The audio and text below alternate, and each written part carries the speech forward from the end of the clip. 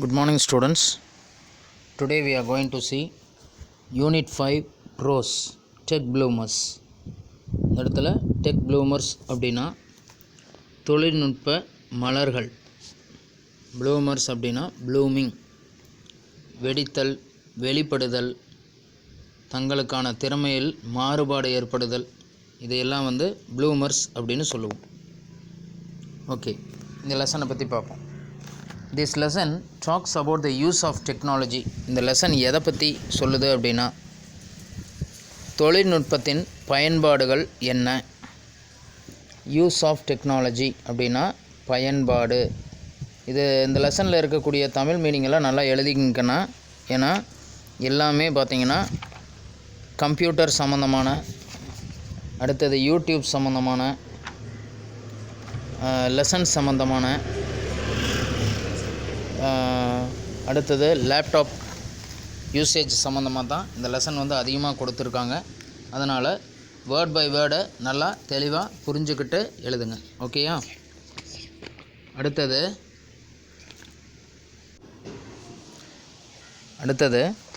This lesson talks about the use of டெக்னாலஜின்னு பார்த்தோம். அதாவது யூஸ் ஆஃப் டெக்னாலஜி அப்படின்னா இந்த பாடமானது தொலைநுட்பத்தின் பயன்பாடுகளை பற்றி கூறுகின்றது. பை எ நார்மல் பர்சன், ஒரு சாதாரண மனிதன் கூட இந்த தொழில்நுட்பத்தை பயன்படுத்தி ஒரு பயன் அடையலாம். And in empowering the disable to do their duty their day to day course of life. அது மட்டும் இல்லாமல் ஒரு டிசேபிள்டு, அதாவது இயலாமை, காது கேட்காதவங்க, பேச முடியாதவங்க, நடக்க முடியாதவங்க, ஊனமுற்றோர், இவங்களுக்கெல்லாம் பார்த்திங்கன்னா தங்களுடைய அன்றாட வேலைகளை, கோர்ஸ் அப்படின்னா ஒர்க்கு, கொஞ்சம் மேம்படுத்தவும் இந்த தொழில்நுட்பம் உதவுகின்றது. எம்பவரிங்னா மேம்படுத்துதல். எதுக்கெல்லாம் இந்த மேம்பாடுகள் பயன்படுது அவங்களுக்கு அப்படின்னா டு ட்ராவல், பயணத்தை மேற்கொள்வதற்கு, டு கம்யூனிகேட், தகவல் தொழில்நுட்பத்தை தெரிந்து கொள்வதற்கு, டு லேர்ன், படிப்பதற்கு, டு டூ பிஸ்னஸ், தங்களுடைய அன்றாட பணிகளை செய்யவும், அடுத்தது பிஸ்னஸ் அப்படின்னா தொழில் செய்வதற்கும், அது மட்டும் இல்லாமல் to live in a comfort life, அதாவது ஒரு ஆறுதல் அளிக்கக்கூடிய வாழ்க்கையை வாழ இந்த டெக்னாலஜி பயன்படுது. இந்த லெசனை பொறுத்த வரைக்கும் இதில் 2 பேர் இருக்காங்க, அலிசா அண்ட் டேவிட் அப்படிங்கிறவங்களுடைய வாழ்க்கை has changed with the use of technology. இந்த டெக்னாலஜியை யூஸ் பண்ணுறனால அலிசாவுக்கும் டேவிட்டுக்கும் அவங்களுடைய வாழ்க்கையே ஒரு மாற்றத்தை அளிக்கின்றது. Use of this technology. அடுத்தது technology impacts the environment. Environment அப்படின்னா சுற்றுச்சூழல். இம்பேக்ட்ஸ் அப்படின்னா brings a change, improvement, gives improvements in environment, people and society as the whole. People அப்படின்னா மக்கள் மற்றும் சமுதாயம் முழுவதிலும் ஒரு மாற்றத்தை கொண்டு வருகின்றது. The way we use technology determines, அந்த டெக்னாலஜியை நம்ம தொழில்நுட்பத்தை எப்படி பயன்படுத்துகிறோமோ அது அதனுடைய விளைவுகள் தான் பாசிட்டிவாக நெகட்டிவாக அப்படிங்கிறத நம்மளால் தெரிஞ்சுக்க முடியும்.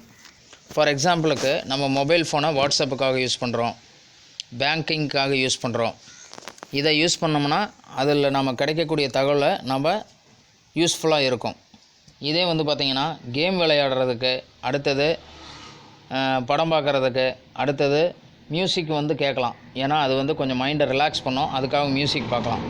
தேவையில்லாமல் பயன்பாடுக்கு இந்த டெக்னாலஜியை நம்ம யூஸ் பண்ணோம்னா அதுக்கு நம்ம நெகட்டிவ் தான் கொடுக்கும்.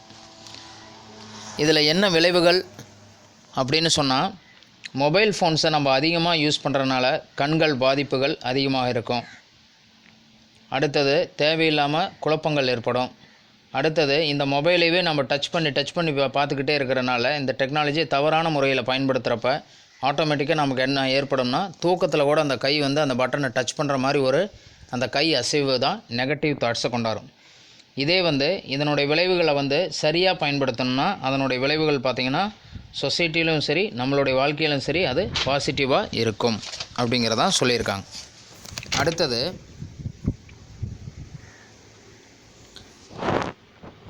லெசனுக்கு போகலாம். Have you ever thought that your refrigerator can order stuff on its own. இப்போ நீங்கள் நினச்சி பாருங்க, உங்களுடைய ரெஃப்ரிஜிரேட்டர் அப்படின்னா வீட்டில் இருக்கக்கூடிய ஃப்ரிட்ஜு அதுக்கு தேவையான ஸ்டஃப்னா பொருட்கள், திங்ஸ் தனக்குத்தானே ஆர்டர் பண்ணிக்க முடியுமா? Well, anything which is below a predefined limit or below certain threshold can be self-ordered by the appliance. அதாவது சரியாக சொல்லப்போனால் ப்ரீடிஃபைன்டு லிமிட், அதாவது ஒரு எஸ்டாப்ளிஷ்மெண்ட் புதிய கண்டுபிடிப்பானது தொடக்க நிலையில், த்ரெஷ்ஹோல்டு அப்படின்னா தொடக்க நிலையில் இருக்கும் பொழுது தனக்குத்தானே தன்னால் வேலையை செய்து கொள்ள முடியும். அப்ளையன்ஸ் அப்படின்னா ஒரு பொருளானது தனக்கு தேவையானதை அந்த டெக்னாலஜியில் ஒரு இம்ப்ரூவ்மெண்ட் இருந்ததுன்னா கண்டிப்பாக ஆர்டர் செய்து கொள்ள முடியும். Your refrigerator can directly link to the e-commerce site. E-commerce அப்படின்னா அண்டர்லைன் பண்ணி எழுதிங்கன்னா மின் வணிகம். அதாவது உங்களுடைய வீட்டில் இருக்கக்கூடிய ரெஃப்ரிஜிரேட்டர் டைரெக்டாக லிங்க் பண்ண முடியும், மின் வணிகத்துக்கு லிங்க் பண்ண முடியும். லிங்க் பண்ணி அதே ஒரு அட்வான்ஸ் டெக்னாலஜினால் அதுக்கு தேவையான பால், அதாவது எனக்குள்ளே பாலை வைங்க அப்படின்னு சொல்கிற மாதிரி order milk of it about to be எக்ஸ்காஸ்டட்.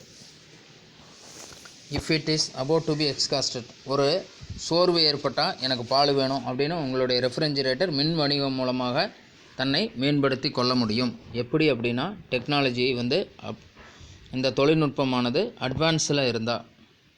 அடுத்தது consumable products such as ink cartridges may be capable of self ordering replacements. அதாவது பேனா கேட்கும், எனக்கு முள் உடஞ்சிருச்சு மாற்றி விடுங்க, என்னால் எழுத முடியல, எனக்கு இங்க் இல்லை என்னால் எழுத முடியல அப்படின்னு சொல்லி தன்னால் பயன்படுத்தக்கூடிய கார்ட்ரிஜஸ் அப்படின்னா மை பொதியுரை. அண்டர்லைன் பண்ணி தெளிவாக எழுதிக்கன்னா, இல்லைன்னா இந்த லெசன் புரியாது. ஒரு பேனாவானது தனக்கு எழுத தேவையான மை, அதாவது இங்க், கார்ட்ரிஜஸ். இங்க்னா இங்கு தான், கார்ட்ரிஜஸ் அப்படின்னா மை பொதியுரை உள்ளே இருக்கிறனால அது பொதியுரைன்னு சொல்லுவோம். அது தனக்குத்தானே செல்ஃப் ஆர்டரிங் பண்ணிக்கலாம். அடுத்தது ரீப்ளேஸ்மெண்ட்ஸ், தனக்கு தேவையான மாற்றுகளையும் அதனால் செய்து கொள்ள முடியும். எப்படின்னா இம்ப்ரூவ்மெண்ட் இன் டெக்னாலஜினால். when the current level falls below a certain threshold, ஆனால் தற்போதைய நிலை, கரண்ட் லெவல் அப்படின்னா தற்போதைய நிலையானது சரிந்து வரும் பொழுது, தொடக்க நிலையை விட குறைவாக அந்த அட்வான்ஸ்மெண்ட்டில் குறைவாக இருந்தால் அந்த பொருளை, ஃப்ரிட்ஜுக்கு தேவையான பொருளை உள்ளே நாம் வைப்போம். இதே அட்வான்ஸ் டெக்னாலஜியாக இருந்ததுன்னா அந்த ஃப்ரிட்ஜுக்கு தேவையானது தன்னே கேட்டு வாங்கிக்கொள்ளும். பேனாவும் தனக்கான மாறுதல்கள், அதுக்கு தேவையான இங்கு, இதை எல்லாமே தன்னால் ஆர்டர் பண்ண முடியும். எப்படின்னா அதுக்கு தேவையான அட்வான்ஸ்மெண்ட் டெக்னாலஜி இருந்தால், அதற்கு உயிர் இருந்தால். ஓகேயா, இந்த ஃபஸ்ட் பேராகிராஃபுடைய மீனிங். அடுத்தது, have you ever wished you were better inform managing entertainment and home appliances by voice commands. அதாவது ஃபஸ்ட்டு நம்ம எதில் பார்த்தோம் அப்படின்னா மின் வணிகம் மூலமாக ஆர்டர் பண்ணிக்கக்கூடியதை நாம் பார்த்தோம். ஓகேயா, மின் வணிகம்னா இ-காமர்ஸ் அப்படின்னு சொல்லுவோம். இ-காமர்ஸ் சைட், மின் வணிகம். அடுத்தது வாய்ஸ் கமெண்ட்ஸ். இப்போ வாய்ஸ் கமெண்ட்ஸில் பார்த்தீங்கன்னா எக்ஸாம்பிளுக்கு இப்போ கூகுள் சர்ச்சுக்கு போகிறோம். முதலையெல்லாம் பார்த்திங்கன்னா டைப் பண்ணால் தான் வரக்கூடிய நிலை இருந்தது. ஆனால் இப்போ பார்த்திங்கன்னா கூகுள் அப்படிங்கிற அந்த பட்டன் ஸ்பீக்கர் மூலமாக நம்ம ப்ரெஸ் பண்ணிவிட்டு நம்ம சொல்லக்கூடியது தெளிவாக அதை ஏற்றுக்குச்சு அப்படின்னா அந்த அட்வான்ஸ் டெக்னாலஜியில் நம்ம என்ன தேடுறோம் அப்படிங்கிறத நம்ம கண்டுபிடிச்சிடறோம். அதுதான் வாய்ஸ் கமெண்ட்ஸ் அப்படின்னு அர்த்தம். Have you ever wished you were a better informed, அதாவது உங்களுக்கு ஒரு விருப்பம், உங்களுக்கு தேவையான பொருட்கள் கிடைத்து விட்டால், பெட்டர் இன்ஃபார்ம் ஆகிருந்தால், பண்ணியிருந்தாங்கன்னா, managing entertainment and home appliances by voice comments. Managing பொழுதுபோக்குக்கு தேவையான பொருட்கள் மற்றும் வீட்டில் இருக்கக்கூடிய பொருட்கள், இவங்களெல்லாம் வாய்ஸ் கமாண்ட்ஸில் கட்டுப்படுத்துறது. ஃபேன் அப்படின்னு சொன்னால் ஃபேன் நிற்கணும். ரன் அப்படின்னா ஃபேன் ஓடணும். அடுத்தது டிவி அப்படின்னு சொன்னால் டிவி கண்ணு முன்னாடி நிற்கிற மாதிரி. இதெல்லாம் வாய்ஸ் கார்ட்ஸில் ரெடியூஸ் வால்யூம், இன்க்ரீஸ் வால்யூம் அப்படின்னு கொடுத்தோம்னா அதே ஏறும் இறங்கும். இதெல்லாம் வாய்ஸ் கமாண்ட்ஸுக்குரியது. ஓகேயா, அட்வான்ஸ் டெக்னாலஜியாக இருந்தால்.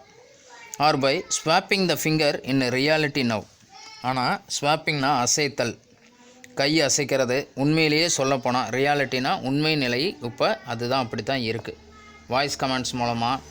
அடுத்தது இ-காமர்ஸ் மூலமாக இப்போ ஒரு டெக்னாலஜியானது இம்ப்ரூவ்மெண்ட் ஆகிருக்கு. அப்படி ஒரு இம்ப்ரூவ்மெண்ட் ஆன டெக்னாலஜியில் தான் அலிஷாவும் டேவிட்டும் தங்களுடைய வாழ்க்கையில் ஒரு மாற்றத்தையே கண்டுள்ளனர்.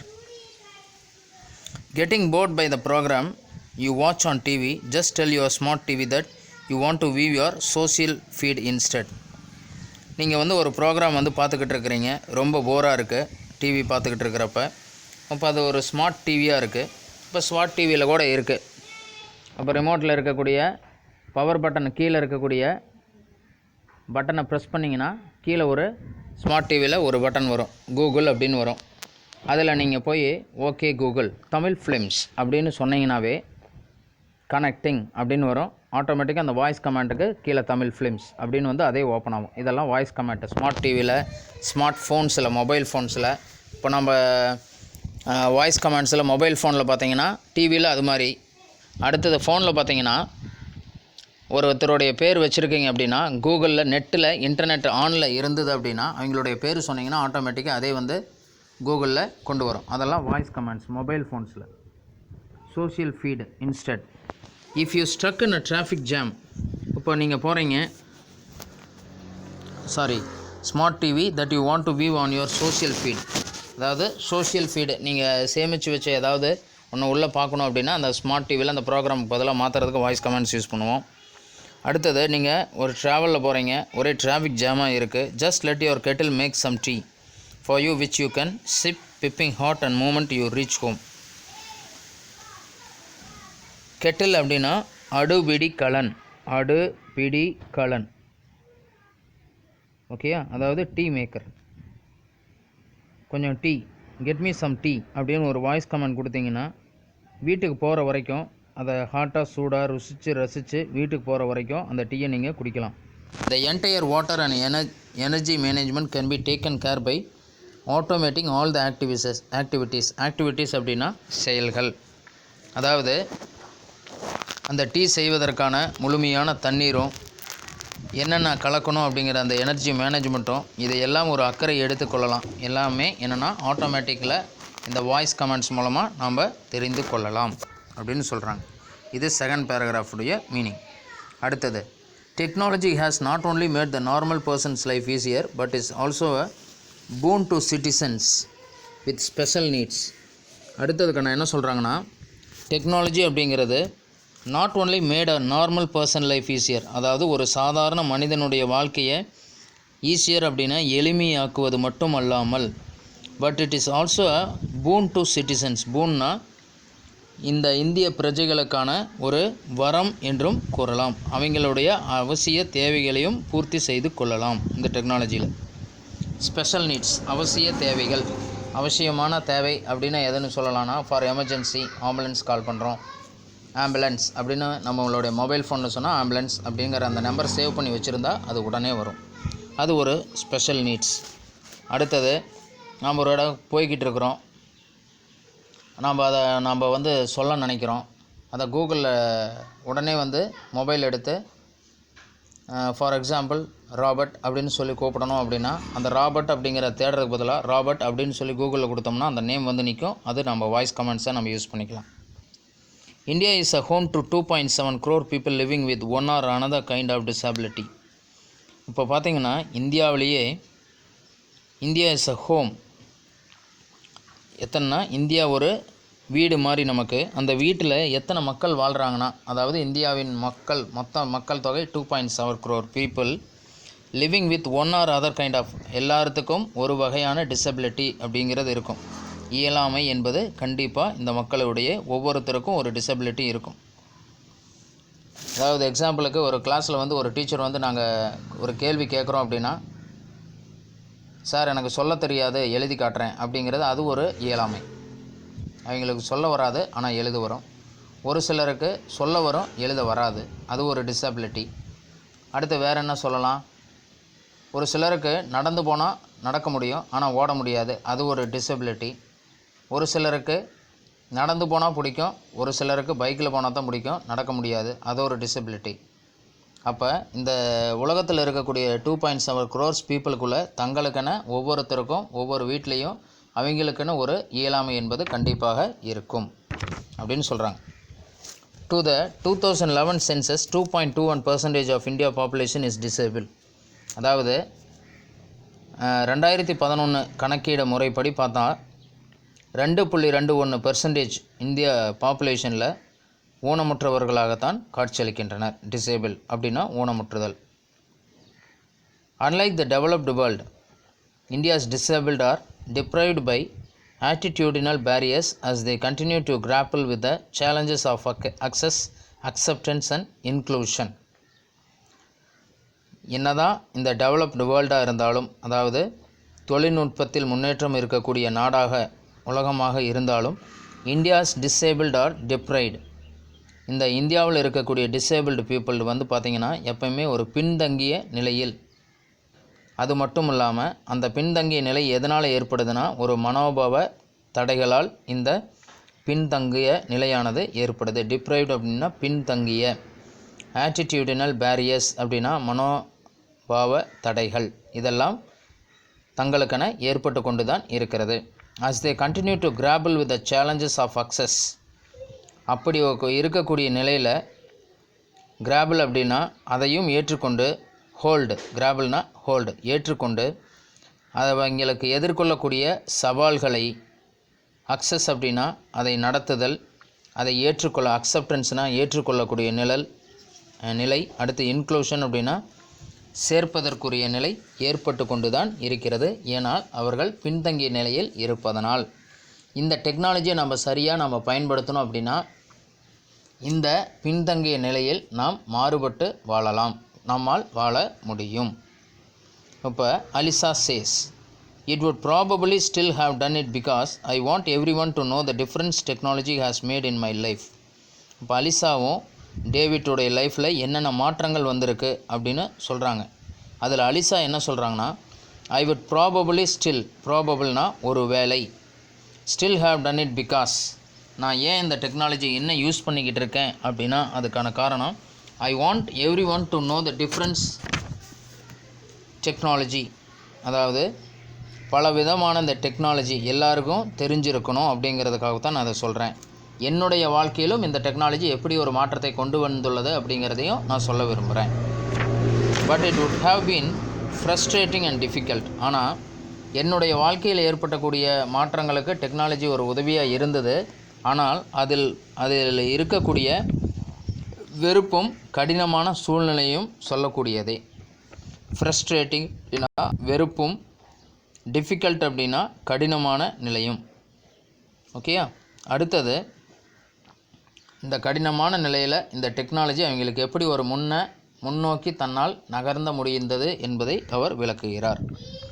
அடுத்து, I have cerebral palsy and I can't physically type as fast as I think. அவங்களுக்கு பார்த்திங்கன்னா செரிப்ரல் பால்சி அப்படின்னா பெருமூளை வாதம். இப்போ நிறையா வாதம் இருக்குது, பக்கவாதம் அப்படின்னு சொல்லுவாங்க, ஒரு கை ஒரு கால் இழுத்துக்கும். இவங்களுக்கு அந்த அலிசா அப்படிங்கிறவங்களுக்கு என்ன இருந்ததுன்னா செரிப்ரல் பால்சி அப்படின்னா பெருமூளை வாதம் இருந்தது. ஐ கான் ஃபிசிக்கலி டைப், ஃபிசிக்கலினா உடல் ரீதியாக என்னால் நான் நினச்ச அளவுக்கு என்னால் வேகமாக டைப் பண்ண முடியாது. ஆர் எனிவேர் நியர், எங்கேயும் வேகமாக போகவும் முடியாது, என்னால் வேகமாக டைப் பண்ண முடியாது, ஏன்னா எனக்கு பெருமூளை வாதம் என இருந்தது. But right now that's what I am doing. I bet you are wondering how. ஆனால் நான் முதல்ல இந்த பெருமூளை வாதம் இருந்த காரணத்தினால என்னால் எவ்வளோ வேகமாக டைப் பண்ணணும்னு நினைக்கிறேனோ அந்தளவுக்கு பண்ண முடியாதோ, அதே மாதிரி இப்போ என்னால் அதை பண்ண முடியும். நான் நினச்ச மாதிரியே அதை ஃபாஸ்ட்டாக டைப் பண்ண முடியும், நினச்ச பக்கம் போக முடியும். அதுக்கு என்ன ரீசன் அப்படின்னா, என்ன ஒரு ஆச்சரியம் அப்படின்னா, இந்த டெக்னாலஜி தான் என்னுடைய வாழ்க்கையில் கொஞ்சம் முன்னேற்றத்தை கொண்டு வந்தது. I am using a piece of technology called Dragon Dictate. அதாவது நான் எப்படி இந்த முன்னேற்றத்தை அடையிறேன் அப்படின்னா, நான் ஒரு பீஸ் ஆஃப் டெக்னாலஜி, அதாவது டெக்னாலஜியில் ஒரு சின்ன ட்ராப் அதில் யூஸ் பண்ணுறேன்னா அதுக்கு பேர் ட்ராகன் டிக்டேட். ட்ராகன் டிக்டேட்னா a software which recognize speech and converts it to text. இப்போ அந்த டெக்னாலஜி நம்ம மொபைல்லே இருக்குது. நம்ம என்ன சொல்ல வர்றோம் பேராகிராஃபு அப்படிங்கிறத கரெக்டாக ப்ரொனவுன்சியேஷனோடு சொன்னோம் அப்படின்னா நம்ம என்ன டைப் பண்ண நினைக்கிறோமோ நம்ம சொல்ல அதே கூகுளில் ஆட்டோமேட்டிக்காக டைப் ஆகும். அதுதான் ட்ராகன் டிக்டேட் அப்படின்னு அர்த்தம்.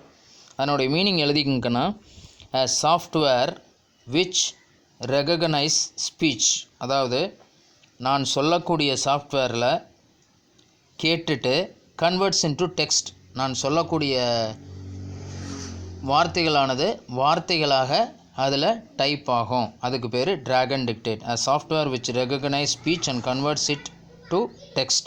இந்த drag and dictate நான் யூஸ் பண்ணுறனால என்னால் இப்போ டைப் பண்ண முடியாது அப்படின்னு நினச்சது கூட இப்போ என்னால் டைப் பண்ண முடியும். print them out, அடுத்தது print them out, அது மட்டும் இல்லாமல் அதை என்னால் print பண்ணவும் முடியும். It's made a huge difference to me, அது நிறைய அதிகப்படியான மாற்றங்களை என்னிடத்தில் ஏற்படுத்தியுள்ளது. டிஃப்ரென்ஸ் அப்படின்னா மாற்றம். அண்டர்லைன் பண்ணி எழுதுங்கண்ணா, இல்லைன்னா புரியாது. It's made me achieving things I only dreamt of. Achieve அப்படின்னா அடைவு.